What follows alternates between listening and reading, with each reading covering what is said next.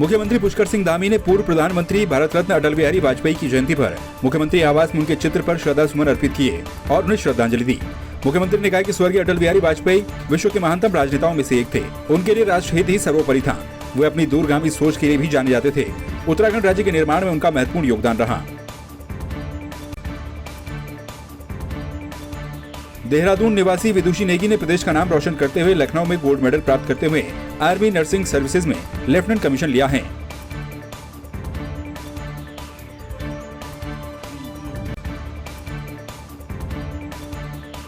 पिथौरागढ़ जिले के सिलथाम स्थित मेथोडिस्ट चर्च में क्रिसमस पर्व धूमधाम के साथ मनाया गया। इस दौरान सभी मौजूद लोगों ने प्रार्थना सभा में भाग लिया। इस मौके पर पूर्व विधायक मयूख महर ने चर्च पहुंचकर सभी लोगों को क्रिसमस की बधाई दी। आपको बता दें कि पिथौरागढ़ जिले के सिलथाम स्थित मेथोडिस्ट चर्च 140 साल पुराना ऐतिहासिक चर्च है।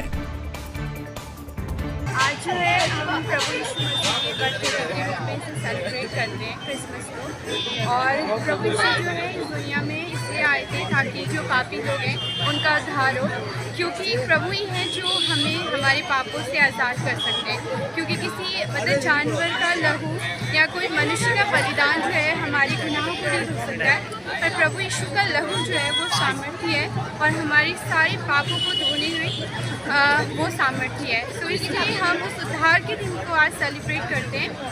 सब लोग क्रिसमस मना रहे हैं,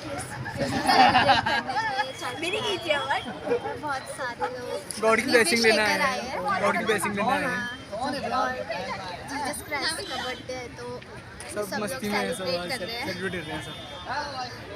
और सब विशेष अगर कैंडल जला के मांगेंगे तो पूरी हो जाएगी। प्रभु यीशु क्रिस्ट में आप सबको, सभी देशवासियों को और हमारे उत्तराखंड के सभी नागरिकों को प्रभु यीशु मसीह में क्रिसमस की शुभकामनाएं हों। क्रिसमस का अर्थ है एक शुभ संदेश का आंदोलन, गुड न्यूज़ का आंदोलन, और वो आंदोलन में प्रभु यीशु मसीह का प्रेम प्रकट होता है। प्रभु यीशु मसीह इस पृथ्वी पर एक मानव प्रेम के ऊपर जर्नी में जन्म लिया और वो अपना मानव प्रेम की शिक्षाएं इस पृथ्वी पर उन्होंने दी। और उन्होंने ये कहा है कि तुम पड़ोसियों से अपने समान प्रेम करो और अपनी और अपने देश की और अपने समाज, अपने लोगों की उन्नति के कारण बन सको। सिडकुल औद्योगिक संस्थान के एचपी मजदूर संघ के कर्मचारियों को अपनी मांगों को लेकर धरने पर बैठे हुए करीब 117 दिन का समय हो चुका है, लेकिन सरकार के द्वारा उनकी किसी प्रकार की कोई सुध नहीं लेने की वजह से एचपी मजदूर संघ के तमाम कर्मचारियों ने कैबिनेट मंत्री बंशीधर भगत के आवास का घेराव किया। प्रदर्शनकारी और कांग्रेस के कार्यकर्ता कैबिनेट मंत्री बंशीधर भगत के आवास के बाहर सड़क पर बैठकर धरना प्रदर्शन करने लगे। इस दौरान पुलिस प्रशासन और कार्यकर्ताओं के बीच नोकझोंक भी हुई। देखिए, हमने प्रेस कॉन्फ्रेंस करके पहले ही ये चीज़ बता दी थी कि जो है 115 दिन से हम धरनारत हैं एलसी कार्यालय में, लेकिन वहाँ पर भी हमारी कोई सुध नहीं लेना है, शासन हमारी सुन रहा है, प्रशासन हमारी सुन रहा है। और मुख्यमंत्री पुष्कर सिंह धामी जी से हमने 5 बार गुहार लगा चुके हैं, लेकिन धरातल पर उनके द्वारा कोई काम नहीं किया है। लेकिन आश्वासन दिए जाते हैं, आश्वासन वो देते हैं कि हम इसे जाने नहीं देंगे, इस कंपनी को रोका जाएगा, लेकिन धरातल पर कोई काम नहीं हो रहा है। धरातल पर धामी सरकार धराशायी नजर आ रही। तो आज जब हम मिलने आए थे इसका हमने शासन प्रशासन में पहले ही दे दिया था कि हम उनका घेराव करेंगे, उनसे मिलके आएंगे और उनको अपनी व्यथा उनके सामने कहेंगे और उनको एक ज्ञापन देंगे। लेकिन जैसे हमें पुलिस द्वारा यहाँ पर रोक लिया गया प्रशासन द्वारा, तो यहीं पे हम लोग जो है यहाँ पर बैठ गए थे। तो अभी जो सिटी मजिस्ट्रेट साहब यहाँ पर आई हुई हैं, तो उन्होंने जो है हमारा ज्ञापन लिया और उसके बाद जो है यहाँ से प्रतिनिधि आए हैं मंत्री जी के, उन्होंने हमारा ज्ञापन लिया। तो अब हमें लगता है कि कहीं ना कहीं हमारी बात सुनी जाएगी और जो है अगर हमारी बात इस स्तर पर भी नहीं सुनी जाती है तो 30 तारीख को यहाँ के हमारे जो है प्रधानमंत्री जी आ रहे हैं, आगमन है उनका 30 तारीख को, तो हम उनसे भी अपनी गुहार लगाएंगे और मजबूर होंगे कि उनसे अपनी गुहार लगाएं, ताकि हम देखिए आज हमारे ऊपर रोजी रोटी का संकट खड़ा हो गया है। ये सारे युवा जो है 185 लोग हम जो है स्थायी कर्मचारी थे एचपी के, आज हमारे ऊपर रोजी रोटी का संकट खड़ा हो गया है। देखिए, इनके नेतृत्व में जो आंदोलन चल रहा है उसको हल्द्वानी का हर बेरोजगार व्यक्ति समर्थन कर रहा है। सरकार इतनी ज्यादा असंवेदनशील है कि 100 दिन से भी ज्यादा इस प्रकरण को हो चुके हैं और अगर टोटल प्रकरण को ले आए शायद 200 दिन से प्रकरण कमोबेश जब फैक्ट्री बंद नहीं तब से ये चला आ रहा है, यानी कि आधा साल से भी ज्यादा होने को जा रहा है। लेकिन ना तो सरकार के कान पे जू रेंग रही और एचपी प्रबंधन ने अपना झोला झमटा यहाँ से कमाया, उत्तराखंड से फ्री की जमीन ली और उठ कर दिल्ली भाग गई। लेकिन एक भी सरकार का जो प्रतिनिधि, सरकार के डिपार्टमेंट जो इस लेबर कोर्ट, लेबर विभाग, ये कोई भी जिम्मेदारी उठाने को तैयार नहीं। आज का प्रकरण इतना असंवेदनशील है कि देखिए, आधा किलोमीटर दूर से मंत्री जी के प्रतिनिधि को आने में 1 घंटा लग गया, लगभग 1 घंटा के लगभग लग गया। सिटी मजिस्ट्रेट आ जाती है 7 किलोमीटर से 10-15 मिनट के अंदर, उनको 1 घंटा लग जाता है। इस दिखाता है कि सरकार कितनी ज्यादा बेरोजगारों के प्रति असंवेदनशील है। देखिए, अभी आप जो बात कह रहे हैं ऐसा कुछ भी नहीं है, और जिस तरीके से रोड जाम किया गया है तो इन लोगों से अपील किया गया कि रोड मत खोले। एम्बुलेंस से भी कोई जा रहा होगा, रोड जाम करने से समस्याएं उत्पन्न होती है। अपनी बात कहने का अधिकार है, शांतिपूर्ण ढंग से बात कहें। और इनके द्वारा जो भी ज्ञापन दिया गया है वो माननीय मंत्री जी को मैं प्रेषित कर रही हूँ। अगर पीड़ित को कोई माध्यम ना मिले अपनी बात कहने का, तो फिर वो क्या करेगा? आज अगर मैं यहाँ आई हूँ तो मैं इनका ज्ञापन लेने ही आई हूँ, क्योंकि अभी मंत्री जी हमारे क्षेत्र में अभी नहीं है। तो माननीय मंत्री जी की तरफ से ये ज्ञापन मैं लेते हुए इनको आगे प्रेषित कर रही हूँ। और हमारे यहाँ आने की वजह भी यही है कि इन लोगों की बात को शांतिपूर्ण ढंग से ऊपर तक पहुँचाया जाए।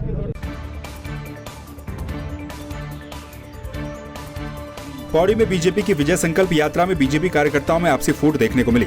2022 में चुनाव के प्रबल दावेदार के रूप में नजर आ रहे राजकुमार पुरी के समर्थकों ने शक्ति प्रदर्शन किया। साथ ही स्थानीय विधायक मुकेश कोहली के खिलाफ जमकर नारेबाजी भी की। विजय संकल्प यात्रा के दौरान जनसभा में भी उम्मीदवारों के समर्थकों के बीच काफी गहमागहमी देखने को मिली। वहीं बीजेपी मंडल महामंत्री जगत किशोर बर्थवाल को भी विरोध का सामना करना पड़ा। नहीं, ये बात सत्य नहीं है। इस विधानसभा में और भी दावेदार हैं, उनके समर्थक उनके नारे लगा रहे थे। और निश्चित तौर पर हमारी जो भारतीय जनता पार्टी है वो लोकतांत्रिक पार्टी है। यहाँ पर जो है हर व्यक्ति को अपनी बात को रखने का अधिकार है, और हर व्यक्ति जो है दावा करता है अपने बात को रखने का। तो निश्चित तौर पे इसमें कोई गलत बात है भी नहीं। ये तो एक अच्छी बात है कि हर आदमी जो है कि एक स्वच्छ परंपरा के साथ जो है कि अपनी बात को रखता है। और मैं समझता हूँ कि इससे पार्टी का जनाधार भी बढ़ता है। इसमें कोई खिलाफत नहीं थी, ये तो एक समर्थन की बात है। और कुछ कार्यकर्ता हमारे समर्थन में, कुछ उसके समर्थन में। भारतीय जनता पार्टी के कार्यकर्ता हैं और मेरे साथ जो उनका लगाव है, उनकी अपनी अपनी भावनाएं हैं। इसमें ये तो कोई बात नहीं है कि मेरे समर्थन में ना लेंगे।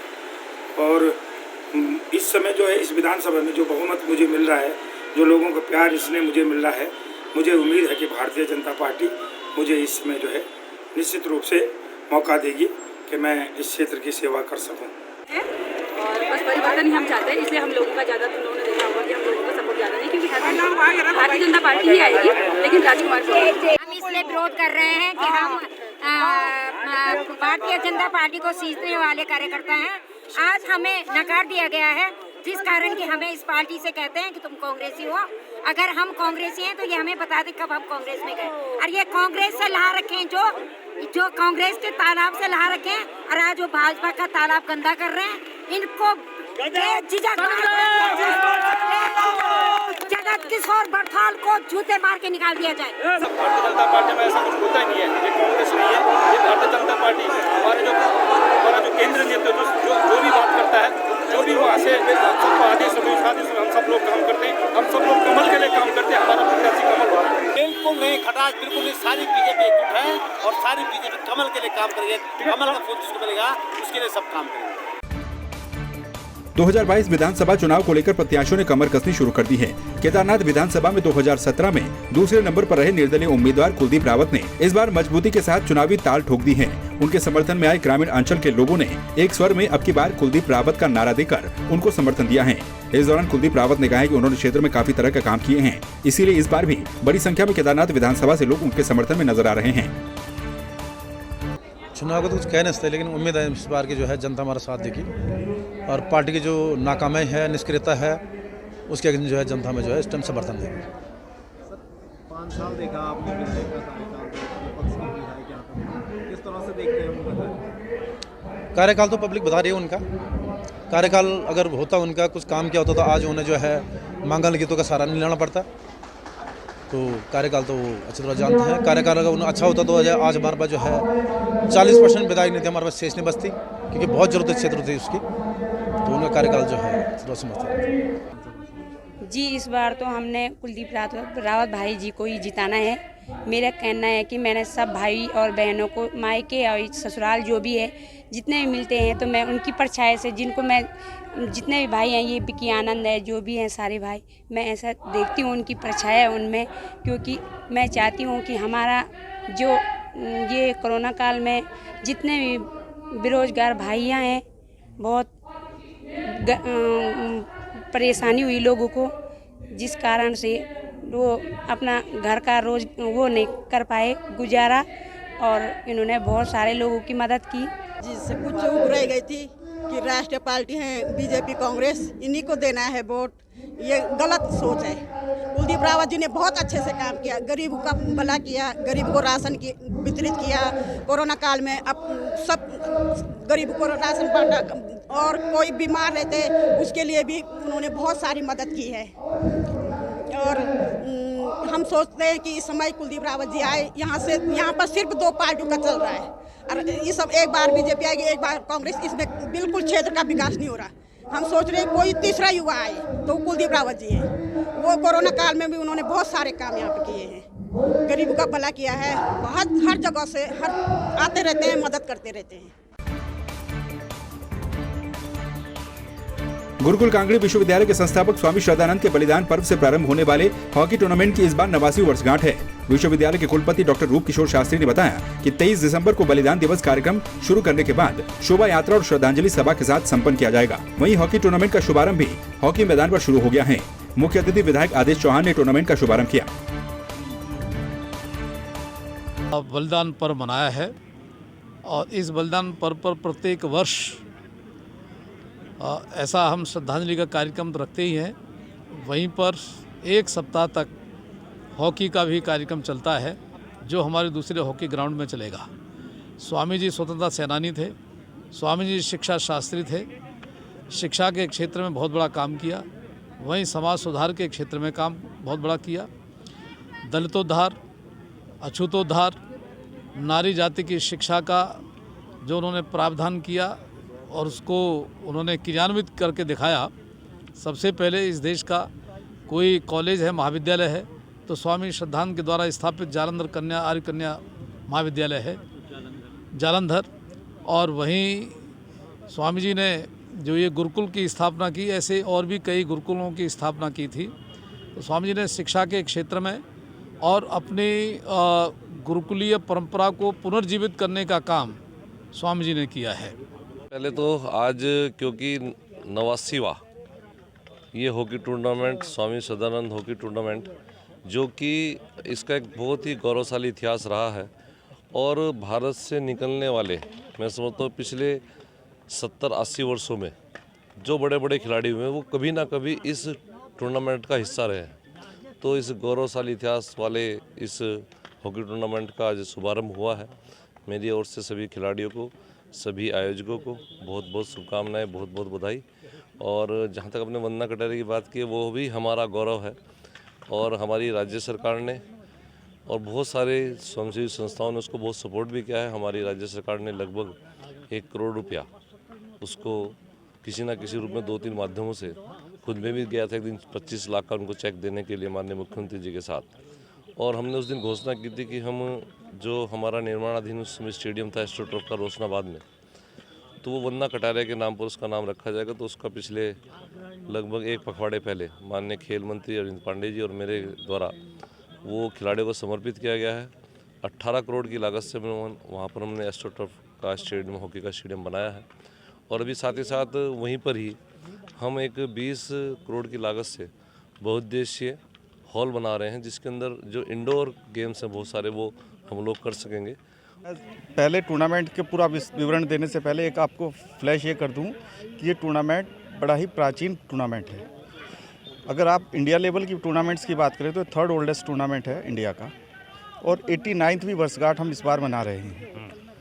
इस 89 टूर्नामेंट्स के अंतर्गत देश के जितने भी गौरवशाली खिलाड़ियों से हम लोगों की हॉकी की परंपरा जुड़ी हुई है, उन सभी खिलाड़ियों का इस ग्राउंड के साथ किसी ना किसी रूप में संपर्क जरूर रहा है। चाहे उन्होंने किसी की टीम के साथ प्रतिभाग करके यहाँ खेला हो, या यहाँ पर कोचिंग ली हो या यहाँ खिलाड़ियों को तराशने का काम किया हो। तो ये ही प्राचीनतम हॉकी का ग्राउंड है जिस पर मेजर ध्यानचंद की सीरीज से लेकर हम आज अगर कहें जो वर्तमान में हमारे ओलंपिक में खेले हैं, जो सुमित और सुरेंद्र, वो भी लास्ट टू लास्ट ईयर यहाँ इस टूर्नामेंट में प्रतिभाग कर चुके हैं।